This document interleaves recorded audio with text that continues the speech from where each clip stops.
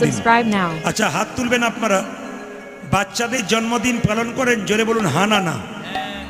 জোরে বলুন হা না না।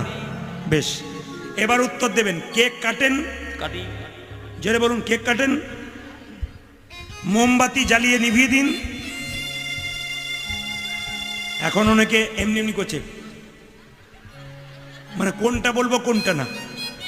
যদি উনি কিছু বলেন, সবাই পরিষ্কার জেনে নিন, বাচ্চার জন্মদিনে যারা কেক কাটছেন আর যারা মোমবাতি জ্বালাচ্ছেন, তারা সনাতন ধর্মের মানুষ হয়ে অন্য ধর্মের নিয়ম পালন করছেন।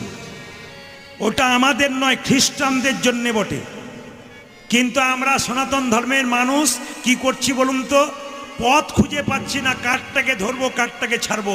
আমাদের ধর্মে যে এত সুন্দর সুন্দর কথা বলা আছে, ওইদিকে আমরা অন্যের বাবাকে বাবা বলতে পারি, নিজের বাবাকে বাবা